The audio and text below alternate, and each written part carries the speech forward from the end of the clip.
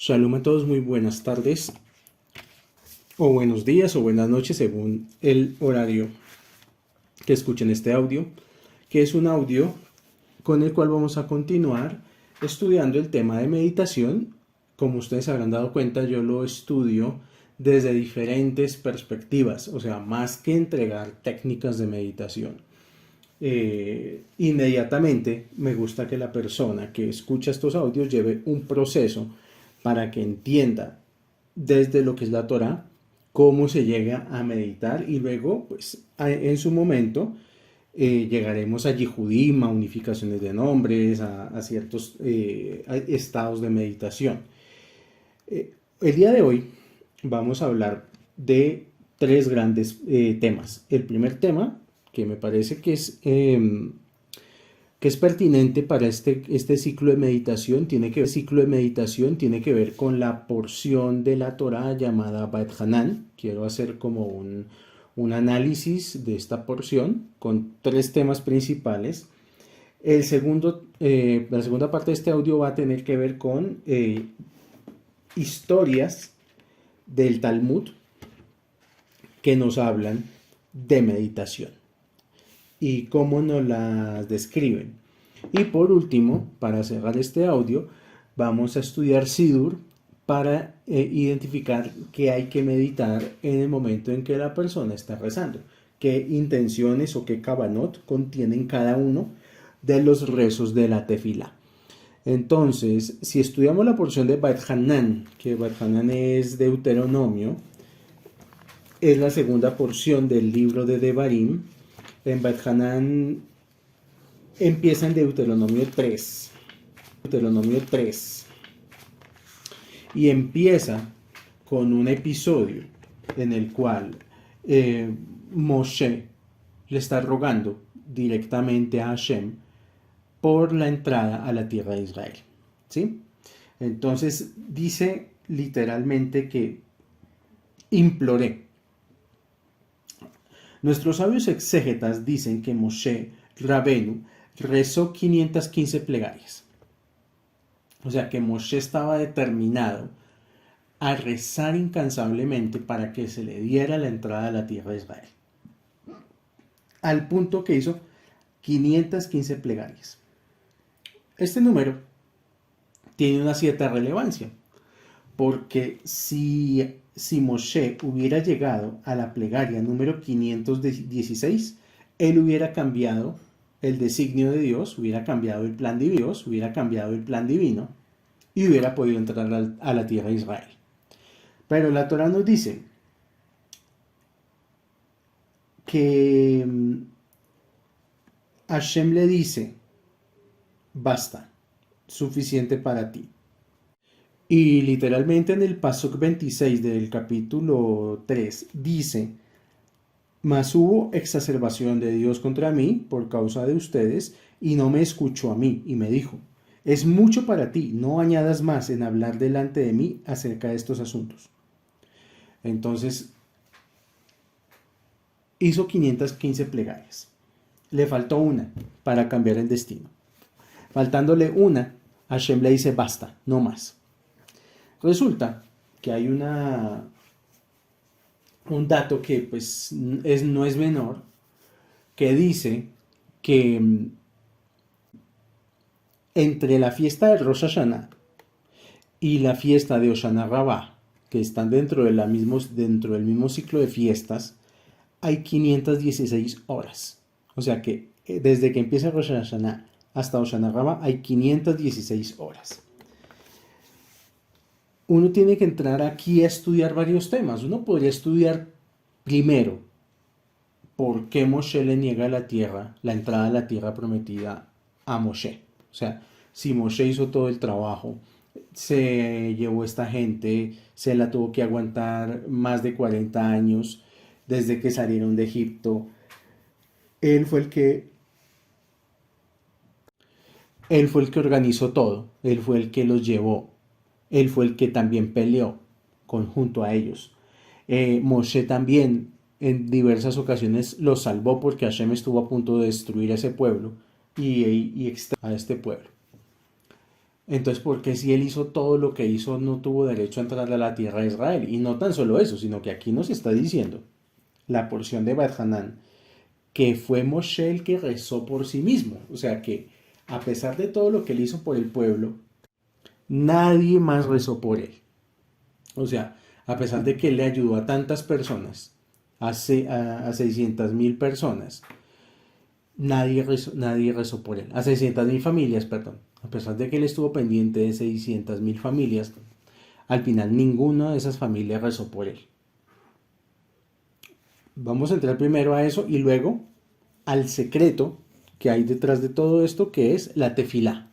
O sea, aquí digamos que lo que más uno va a estudiar es la presencia de la tefilá dentro de la vida personal, dentro de la vida judía.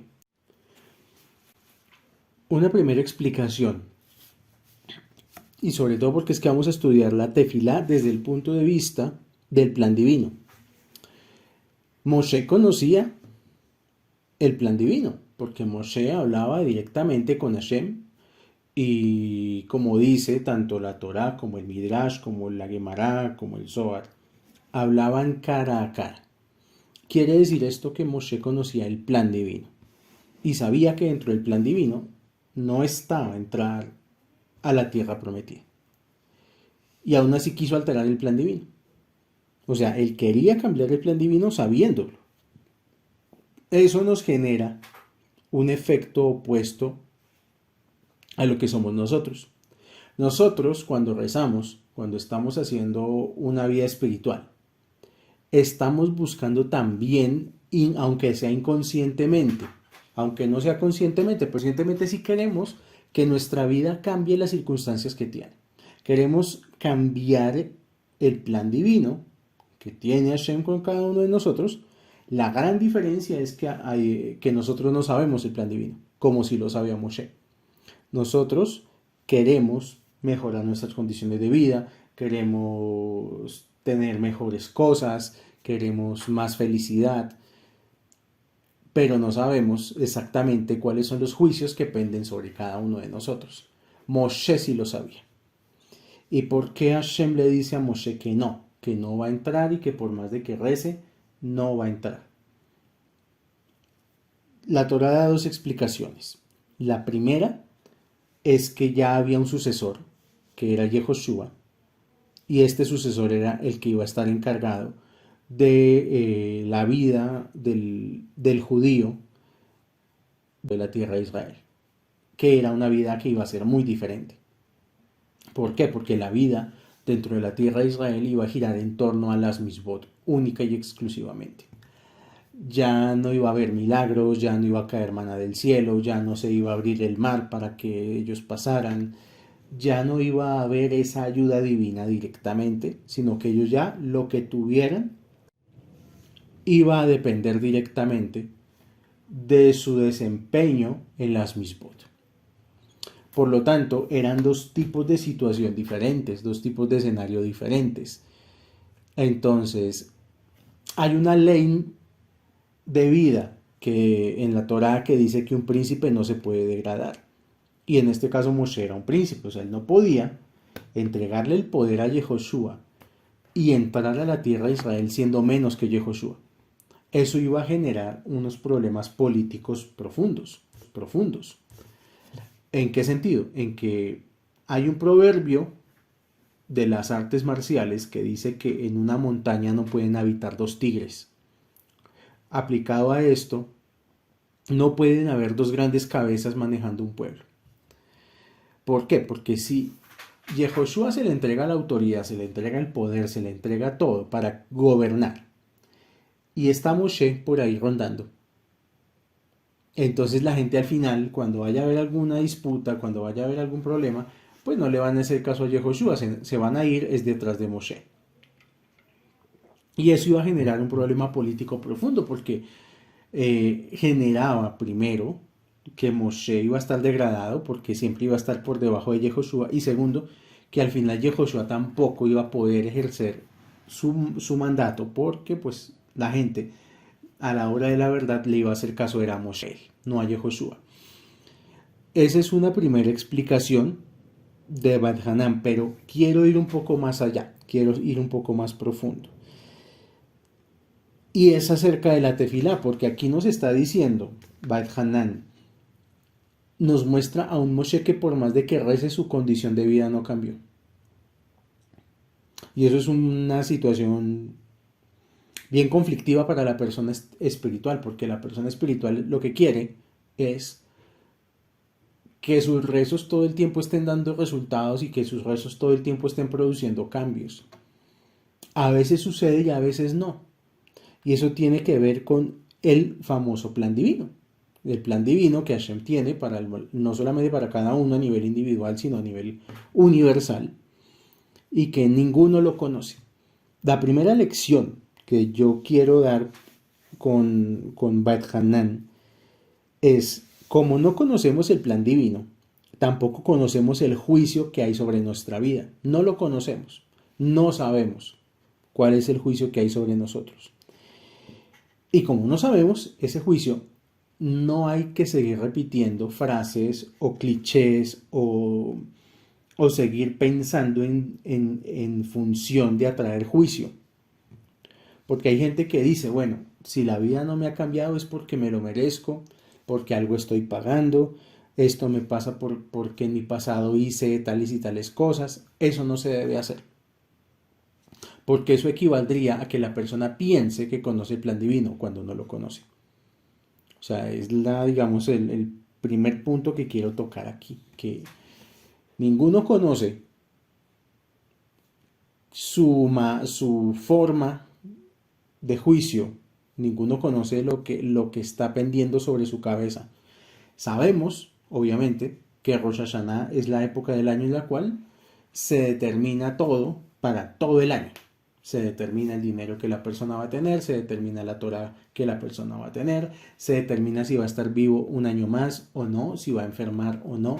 Muchas cosas, prácticamente todas, se determinan en Rosh Hashanah. Pero más allá de eso nosotros no sabemos si salimos bien o no salimos bien del juicio. Por lo tanto, no se debe invocar el juicio sobre nuestra vida. Y lo segundo, entonces, si Moshe reza 515 plegarias y aún así no es escuchado, mucha gente se puede sentir identificada, mucha gente se puede sentir, a mí me pasa algo parecido, me pasa que yo rezo y rezo y rezo y simplemente las cosas no cambian. Ahí que la tefilá tiene 3 dimensiones. La primera dimensión de la tefila es una dimensión de estudio.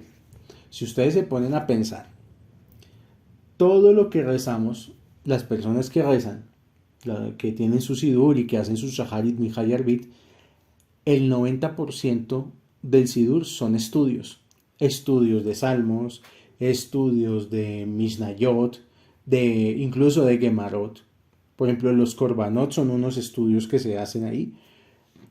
Hay una gran parte que son alabanzas, que son reconocimientos al Creador, y una mínima parte, y por mínima digo como 2 o 3 plegarias, tienen que ver con peticiones. Ya es cuando directamente uno empieza a pedir a Hashem, y eso es en la Amida. Cuando lleguemos al estudio de la Amida se van a dar cuenta, pero realmente uno de los objetivos de rezar todos los días es estudiar. Lógicamente que hay sidurim cabalistas, yo sé, y que parte de este curso de meditación tiene que ver con enseñarle a la persona común que debe meditar cuando está rezando, yo sé. Pero en una primera instancia, el sidur y la tefilá tienen una dimensión que es para estudiar. Y de hecho venden unos sidures que traen muchos comentarios para estudiar los comentarios. Se me viene a la mente, por ejemplo, el sidur de ArtScroll, que es uno de ellos. El mismo sidur del pobre es otro sidur diseñado para estudio, más que para rezar, aunque se puede rezar con él, obviamente que se puede rezar con él, pero también tiene ese componente que sirve para estudiar. Entonces, pues ahí está eso. Segundo componente, de la tefilá. La tefilá sí, la tefilá tiene otra función que es cambiar los juicios. Que la persona tenga la oportunidad a través de su tefilá de modificar algún aspecto de su vida o algunos aspectos de su vida. Pero puede pasar o no puede pasar. O sea, muchas personas, como les digo, les pasa lo que le pasa al protagonista de Bat Hanan, que hizo cientos de plegarias y Hashem le dijo no voy a cambiar mi decisión sobre este asunto. Y si Hashem no cambia una decisión sobre un asunto, en particular sobre un deseo personal, también hay que entender que es por un motivo. Hay alguna razón de fondo. ¿Sí? O sea, no es por un capricho o porque Dios sea un anciano en una nube. También hay que entender que es por un motivo. Hay alguna razón de fondo.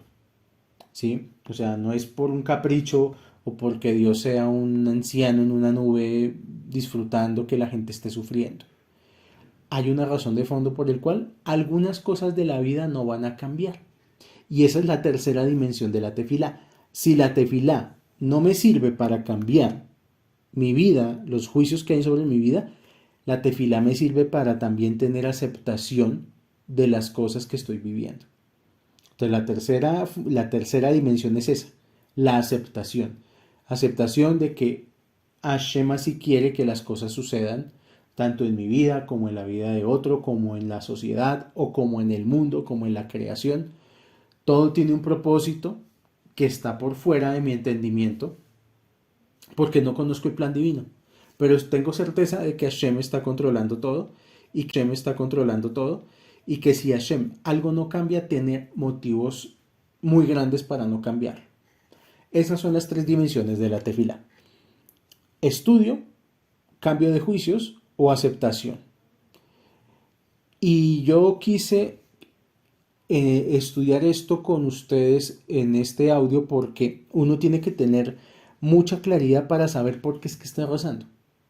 Uno está rezando y es algo que cada uno se tiene que preguntar en su vida o por qué están en este camino. No solamente es el rezo, sino es todo, las misbot, las alajot, todo. ¿Por qué lo están haciendo? Mucha gente lo hace desde la carencia, desde el hecho de que a ver si con esto me mejora la vida. Mucha gente lo hace ya con un sentido más altruista, un sentido más devocional. Hay gente que lo hace por un sentido intelectual y de estudio, para que medita, para que reza, para que estudia, para que hace audios, para que todo. Uno tiene que entrar a hacer ese análisis interno y tener claridad para saber por qué hace tefila. Al final, una de las lecciones que Moshe nos da a través de este inicio de Parashá de Bat Hanan es que si Moshe sabía el plan divino, sabía que él también sabía que Hashem le iba a decir que no. O sea, si él conocía el plan divino, significa que él sabía. Llego a la plegaria 515 y me van a decir ya no más. Así como cuando un niño hace pataleta por un juguete que vio en algún supermercado o en un centro comercial, hasta que el papá le dice ya no más, no se lo voy a comprar y punto. Entonces, ¿por qué Moshe hizo 515 plegarias? Lo que nos está enseñando es que la persona que está haciendo sus tefilot, sus meditaciones, su vida espiritual, no debe desesperarse.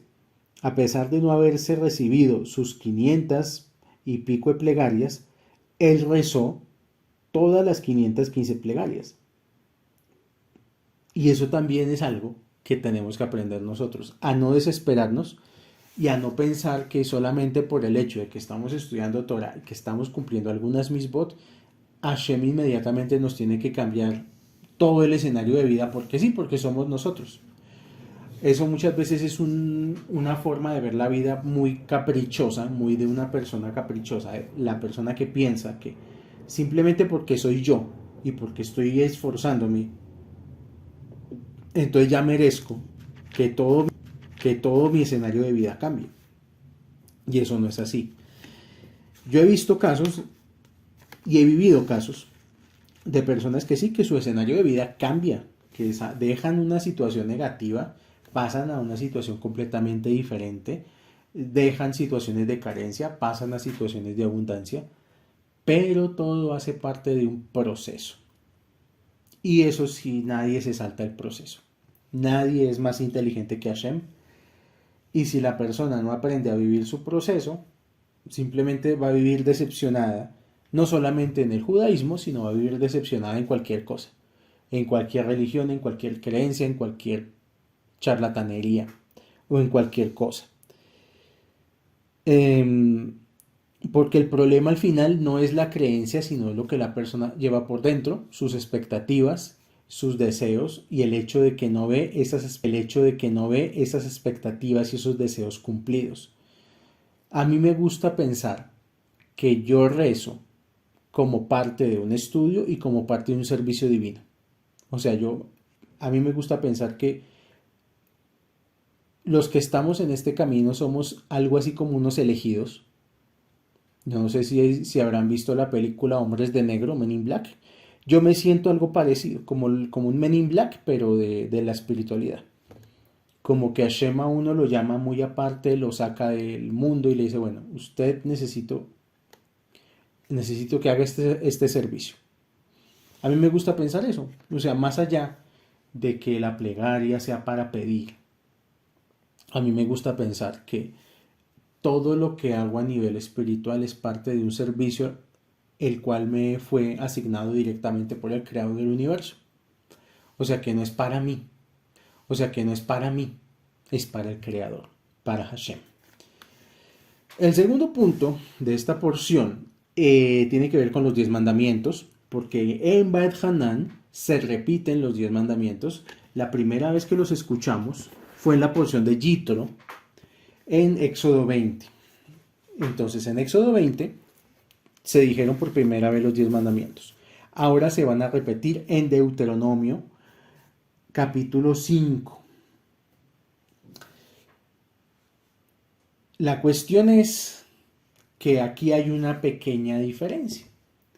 Pero es que las pequeñas diferencias son las que producen como el efecto mariposa. Cambian toda la ecuación. Entonces, si vamos a leer, por ejemplo, vamos a leer lo primero de Yitro. Vamos a ir a Éxodo, a Shemot 20. Dice, has de recordar el día de Shabbat para santificarlo. Zahor et Yom HaShabbat lekadesho. Si vamos a leer ese mismo cuarto mandamiento, pero en Deuteronomio, en Beit Hanan, dice Shamor et Yom HaShabbat lekadesho. La diferencia está en la primera palabra. Zahor y Shamor. En Éxodo 20 dice, has de recordar. Y en Deuteronomio 5 dice, cuidarás. Entonces nos dice, cuidar o recordar. ¿Es Zahor o es Shamor? Y esta diferencia dentro de la misma Torah, que la Torah por un lado en los 10 mandamientos diga Shamor y por el otro lado diga Zahor, esa pequeña diferencia es la que ha hecho que incluso existan tantas diferencias en el judaísmo. Por esta pequeña diferencia es que algunas ramas del judaísmo dicen que la Torah no es un libro divino. ¿Por qué por un lado dice Shamor y por el otro lado dice Zahor? ¿Se equivocó Moshe? La pregunta es, ¿se equivocó Moshe? ¿La Torah está equivocada? ¿La Torah entonces eso no es de origen divino? ¿Por qué por un lado dice cuidarás y por el otro lado dice recordarás? Para eso llega el Zohar a intermediar en esta situación. Y el Zohar lo que dice es que ambas son necesarias, Zahor y Shamor. Y se dice cuando Hashem le entregó los Aseret Adibrot, los 10 enunciados a Moshe, cuando dijo esta palabra, cuando llegó a este cuarto mandamiento, las dos palabras salieron simultáneamente, o sea, sonaron inmediatamente, paralelamente. En una sola voz se escuchó Shamor y Sahor. Y eso que nos lleva al día de hoy, que ¿por qué encendemos dos velas de Shabbat? ¿Por qué no es una sola? ¿Por qué son dos? Porque es Shamor y Sahor. ¿Por qué en la mesa de Shabbat hay dos panes y no uno? Porque esos dos panes son Shamor y Sahor. ¿Qué significa Shamor? Cuidar el Shabbat. ¿Y qué significa Sahor? Recordar el Shabbat. Bueno, ¿qué es recordar el Shabbat? Recordar el Shabbat es en nuestra vida diaria. Por ejemplo, hoy que estoy grabando este audio que no es Shabbat, estoy recordando Shabbat. Entre semana, que uno esté pensando en Shabbat, ¿qué voy a hacer en Shabbat? ¿Qué comida voy a preparar en Shabbat? ¿Qué puedo hacer de nuevo para Shabbat? ¿Qué voy a comprar para llevar a Shabbat? Esa es una forma de hacer Sahor et Yom HaShabbat. Que en los días de la semana yo esté pensando en planear el Shabbat. Hay gente que, por ejemplo, va caminando por la calle, entra a una tienda, ve algo delicioso y dice, esto lo voy a comprar para Shabbat. Y se lo lleva para Shabbat. Han cumplido con el primer precepto, que es Sahor. ¿Y cómo es Shamor? Cuidar el Shabbat. Cuidar el Shabbat es justamente hacer Shabbat, llevarlo a cabo, destinar el séptimo día, no tener que trabajar ese día, dedicarse a las tefilot, a las seudot, a los kiddush, de hecho, se dice que Shamor es hacer el kiddush de la noche y el kiddush del día. Y con eso se cumple Sahor y Shamor. Con eso se cumplen los dos preceptos que nos dice aquí la Torah con respecto a Shabbat.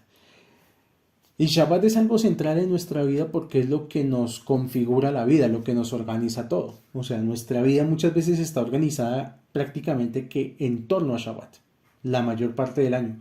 Luego vendrán o no vendrán fiestas, pero en general nosotros tenemos una vida configurada básicamente para Shabbat. Pero Shabbat tiene que ver con estas dos cosas, con Shamor, cuidarlo, Sahor, recordarlo. Y el tercer gran punto de Beit Hanan, para ya cerrar este estudio de Beit Hanan, tiene que ver con Deuteronomio 6, Pasuk 4. Aquí se nos presenta el Shema Israel. Shema Israel, Amonai Elokeinu, Amonai Echad. Y después en el Pasuk 5 está una frase prácticamente que nosotros tendríamos que saberla de memoria. Ve'achabta et Adonai Elohecha bechol levecha bechol nafshecha bechol maudecha ve'ayum advarim ha'ele asher anahim etzavecha hayom al levavecha v'she'emta levanecha v'divat pabam v'shetach beteja v'lektach b'derech v'shakumecha. Y amarás a Dios con todo tu corazón, con toda tu alma y con todos tus bienes. Y continúa. Y estarán las palabras estas que yo te ordeno el día de hoy sobre tu corazón. Y las relatarás a tus hijos y comentarás de ellas en tu habitar, en tu casa y en tu caminar por el camino y al acostarte y al levantarte. El Shema Israel es una de las partes esenciales de los conceptos judaicos. Consiste en declarar la unicidad y la exclusividad de un solo Dios, de quien emana todo, y aceptar sobre sí el reinado celestial con todo lo que ello implica en la conducta diaria. El Shema contiene 248 palabras, que corresponden a los 248 miembros del ser humano. O sea, cuando yo recito Shema Israel todos los días, estoy enviándole luz y bendición a las 248 partes de mi cuerpo. Una persona que quiere salud, que se concentre mucho cuando haga Shema Israel. Y dice, vuelvo y repito, el Shema contiene 248 palabras que corresponden a los 248 miembros del ser humano, brindando cada palabra luz, energía y protección a cada uno de ellos. Además dice la Kabbalah que las 248 palabras del Shema brindan vigor y energía a 248 sectores del mundo.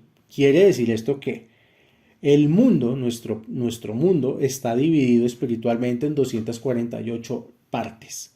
Y que la persona que dice Shema Israel también le envía luz a los 248 sectores del mundo.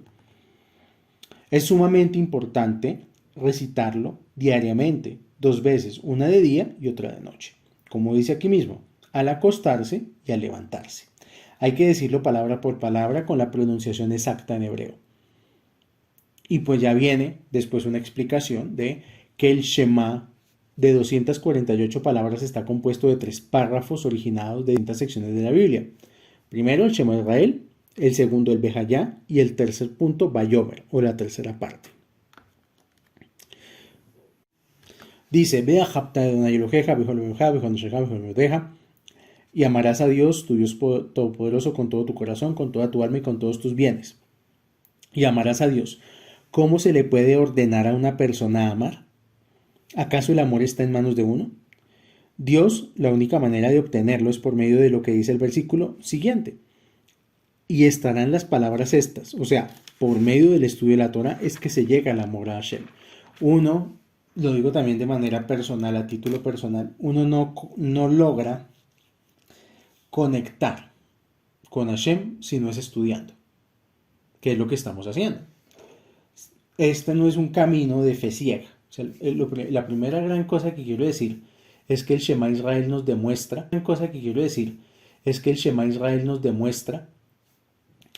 que la Torah no es un camino donde hay que tener fe en Diosito. Sí, hay que tener emuná, sí, yo sé que sí, pero no es lo único, no es solamente tener fe que todo va a cambiar, sino que está en el trabajo de uno, y el primer trabajo de uno para que las cosas cambien es el estudio de los secretos del cielo. Y por medio del estudio de los secretos del cielo se llega al amor a Dios. Luego dice, Bejol levabeja, con todo tu corazón, como lo acota el Sifteh Jajamín, levabeja. Está escrito con 2 bet. Aquí aparece en el Humash y en el Sefer Torah con 2 letras bet, o sea, con 2 corazones. El uso de levabeja alude a los 2 instintos que tiene el ser humano. El instinto del bien y el instinto del mal. O sea que aquí se cumple. Yo no sé si ustedes han escuchado un cantante que se llama Gali Galiano, que él dice que quisiera tener 2 corazones. Aquí literalmente nos está diciendo el comentario que sí, que tenemos 2 corazones. Uno para el instinto del bien y el otro para el instinto del mal. Y que tenemos que amar a Hashem con los 2 corazones. ¿Cómo así? ¿Cómo se puede, o sea, hay que servir a Dios con el corazón bueno y con el corazón de los instintos? ¿Cómo se puede hacer eso? ¿Cómo se puede servir a Dios con el instinto del mal? Uno diría, es que al instinto del mal hay que aniquilarlo. Hay que aniquilarlo y hay que acabarlo. Y aquí lo que nos está diciendo es, usted lo que tiene que hacer es agarrar ese instinto del mal y ponerlo a trabajar en función de Hashem. ¿Cómo? Ahora, dice aquí que se refiere a que aun cuando te ocupes de menesteres mundanos o asuntos corporales, o en el momento de la actividad del instinto, que sea tu intención Leshem Shamayim, en nombre del cielo. O sea, que todo lo que uno haga en la vida, así sean las cosas mundanas, los deseos egoístas, que sean para causa celestial. Que sea tu intención para un propósito bueno, como está escrito. Que todos tus actos sean Leshem Shamayim, para la causa celestial. Esto es lo más difícil, porque muchas veces la religión lo que hace es pintarnos la idea de que tenemos que ser buenitos y que somos muy santos y que somos, mejor dicho, seres de luz, seres puros y que no cometemos errores.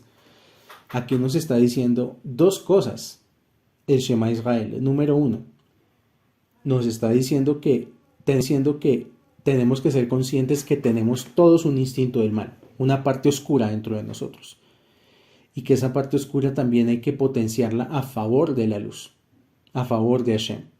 Entonces, si por ejemplo una persona tiene mucha codicia con el dinero, vamos a poner un ejemplo, ponga a trabajar esa codicia para el dinero en favor de la luz. Busque más dinero para invertir más en la Torá. Busque más dinero para comprar más libros. Busque más dinero para comprarse el mejor talit, el mejor tefilín, la mejor cena de Shabbat. Eso es lo que... Y ahí no está negando ese instinto negativo, sino que lo está poniendo a trabajar a favor del Creador, a favor de Hashem. Tenemos que, si por ejemplo una persona le cuesta mucho controlar su mal genio, pues utilizo ese mal genio para enojarme cuando yo no estoy cumpliendo como debo cumplir. No para estar enojándome con los demás, ni para estar criticando a los demás. Porque muchas veces el enojo, lo que uno hace es proyectarlo en terceros. Enojarme con los demás, enojarme con mis padres, enojarme con mi pareja, enojarme con la sociedad. Aquí nos está diciendo, si usted está en enojón, enójese consigo mismo, pero enójese porque le falta mucho por avanzar. Y ponga ese enojo en una función positiva. Y eso es lo primero que nos está diciendo aquí el Shema Israel, que tenemos que buscar cómo ponemos a trabajar nuestros defectos en función de un servicio sagrado, de un servicio divino. Lo segundo que nos dice aquí el Shema Israel es que el judaísmo no es una religión de sentarse únicamente a tener fe y esperar que las cosas cambien. No es en realidad, el judaísmo es una religión de superación personal.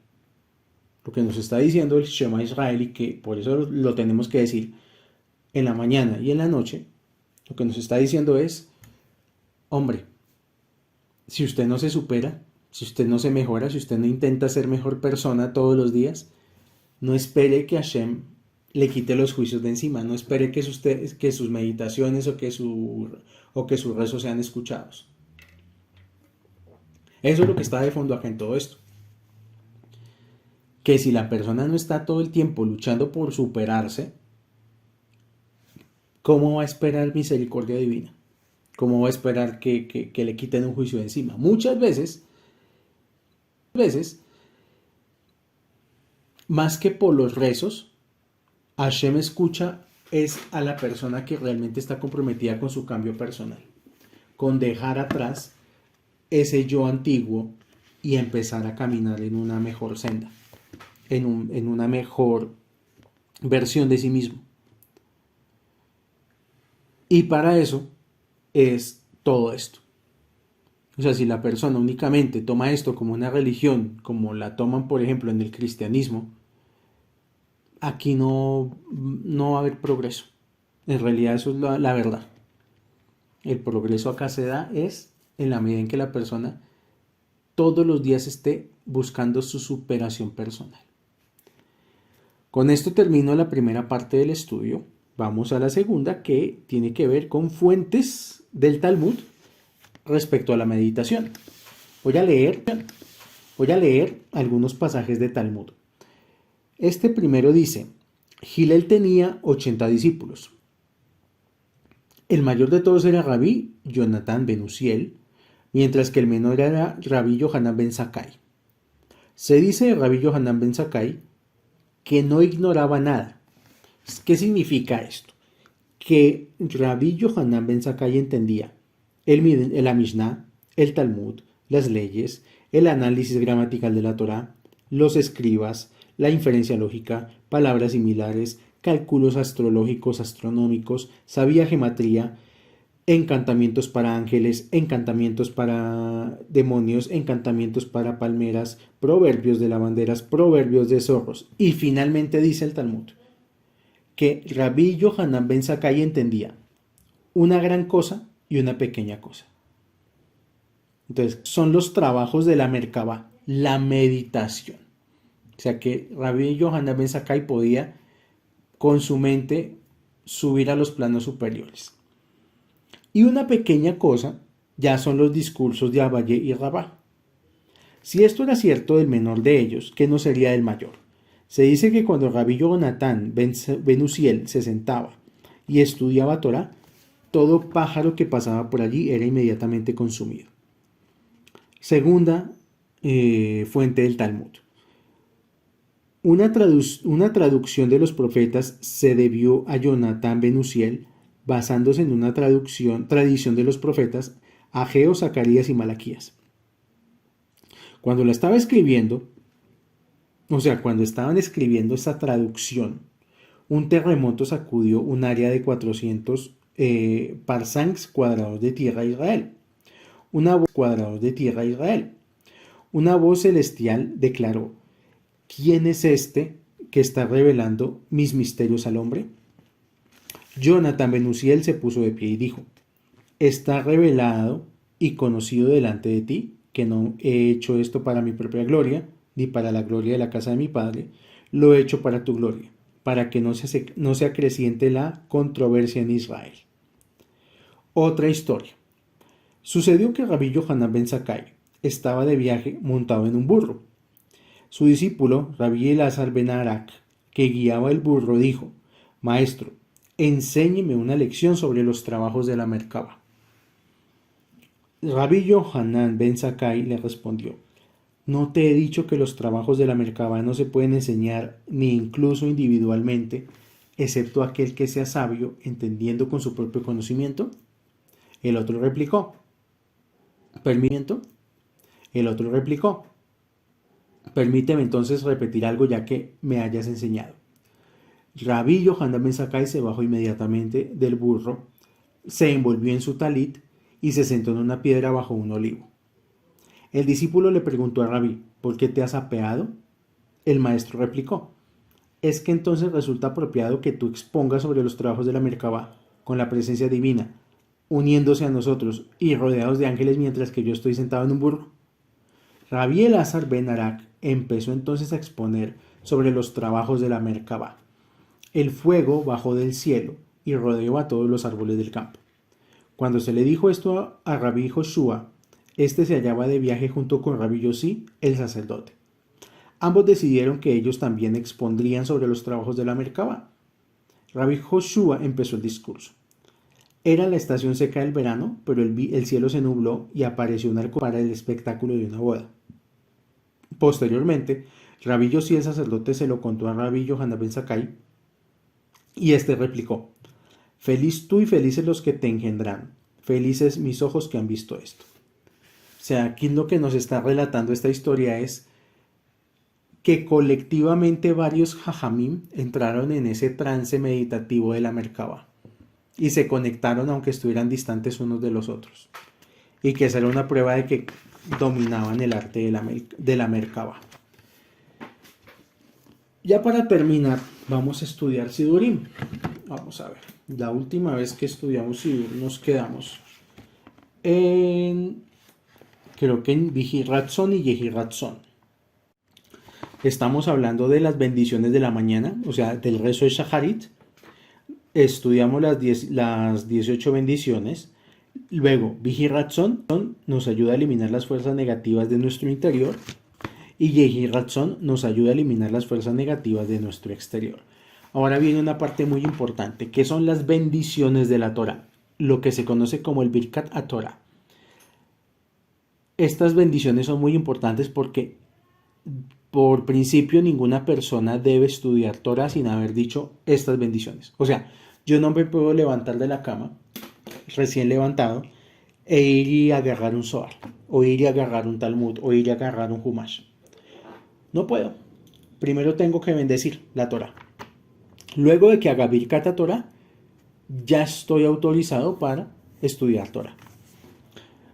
Los cabalistas enseñan que sin una conexión con la Torah no tenemos ninguna posibilidad de crear un cambio positivo genuino en nuestra vida ni en el mundo que nos rodea.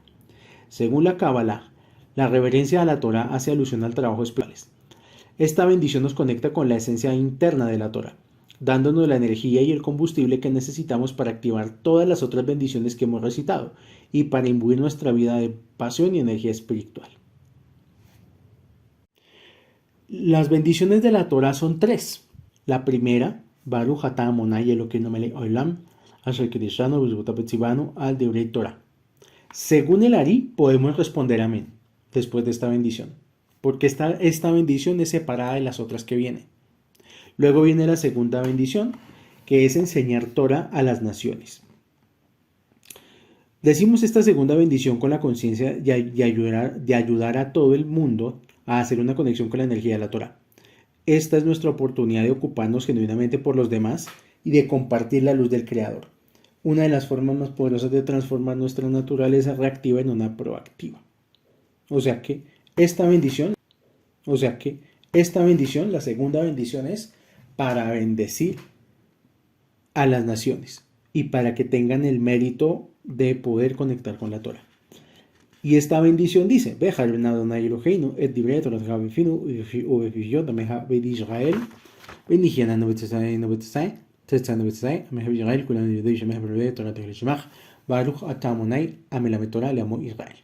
listo. Y viene la tercera de las tres bendiciones de la Torah. La palabra aramea Hay, que significa vida, y se escribe Het Yud, tiene el valor numérico de 18. Esta bendición, esta tercera bendición, nos va a conectar al árbol de la vida, que es la dimensión donde solo existe realización, orden y felicidad eterna. Con esta bendición es que empezamos el día ya conectados con la Torah. Baruch atah Adonai Elokeinu melech olam, asher b'charbanu mikol amin v'natan lanu torato, Baruch atah Adonai noten haTorah. Luego de estas tres bendiciones, viene la bendición de los Kohanim. Por dos razones.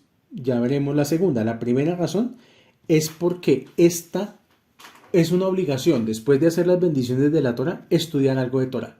Y esto cuenta como estudio de Torah.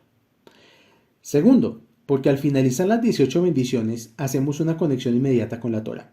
Los versos que recitamos son las bendiciones de los sacerdotes, los Kohanim.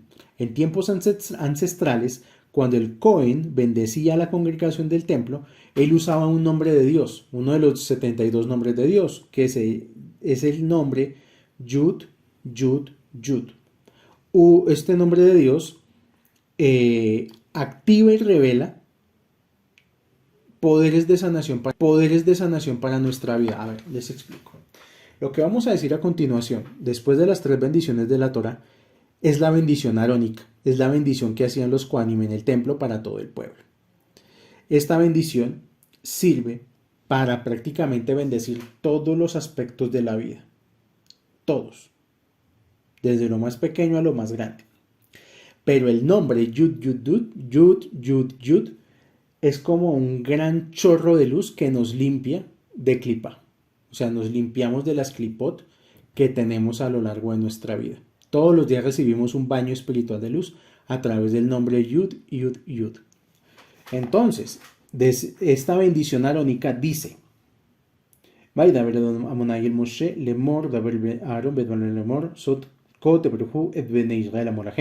y luego viene, esta bendición se parte en tres. Hacia la derecha, Sefirá de Gesed,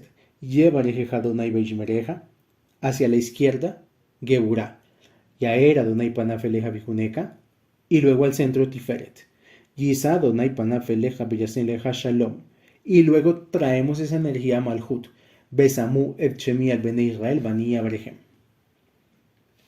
La bendición literalmente dice que el Señor te bendiga y te proteja, que el Señor haga brillar su rostro sobre ti y te dé gracia, que el Señor eleve su rostro hacia ti y te conceda paz.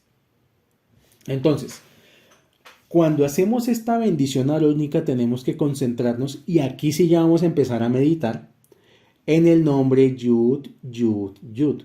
Entonces, cuando yo estoy rezando todas las mañanas, me inclino hacia la derecha y aparece en mi mente la primera letra Yud con una luz encendida. Luego voy para la izquierda, Yaer Adonai Panafeleja Bijuneka, y aparece la segunda Yud. La visualizo y luego me inclino hacia el centro. Yisa Adonai Panafeleja Beyasenleja Shalom, y aparece la tercera letra Yud. Las letras yo las visualizo de color blancas en un fondo negro. Eso es lo que se hace cuando esto es ya entrar en el terreno de la meditación cabalística en el Sidur. Y conforme vayamos avanzando en este estudio, les voy a ir relatando meditaciones de lo que se tiene que hacer. Cualquier pregunta, lógicamente, ya ahí tienen el grupo de WhatsApp para consultarme lo que necesiten. Después de que hacemos bendiciones de la Torah y hacemos la bendición arónica y hemos meditado en el nombre de Dios, Yud, Yud, Yud, el siguiente rezo es Adon Olam. Las dos palabras Adon Olam equivalen al valor numérico de las palabras arameas Ein Sof, que equivalen numéricamente al 207. Ein Sof significa el mundo infinito, nuestro verdadero origen. Adon Olam también es el valor numérico de la palabra aramea Or, que quiere decir luz. Las palabras Adon Olam en sí se traducen como Señor del Universo. Mediante esta oración, despertamos un sentido de temor reverencial y asombro por la sabiduría y la comprensión del sistema espiritual y por el orden y perfección del mundo y la luz del Creador. Eso es lo que pasa con Adon Olam, que empezamos a conectar ya con la luz del mundo infinito, con el Ein Sof, la luz del mundo infinito, con el Ein Sof. Luego de que decimos Adon Olam, viene para los hombres en la postura del talit y el tefilín.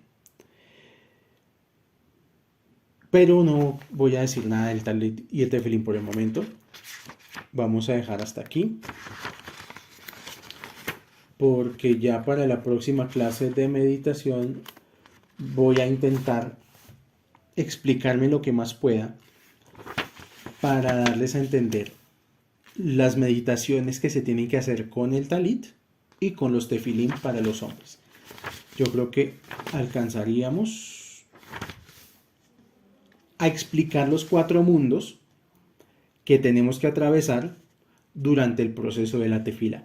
Quizás el próximo audio de meditación me voy a enfocar en este audio. Cualquier pregunta, obviamente, me pueden consultar sin ningún problema. Les deseo que tengan refuah shelema, parnasá, atzlajá, briut, shalom bait, y nos estamos escuchando en el próximo audio de meditación cabalística.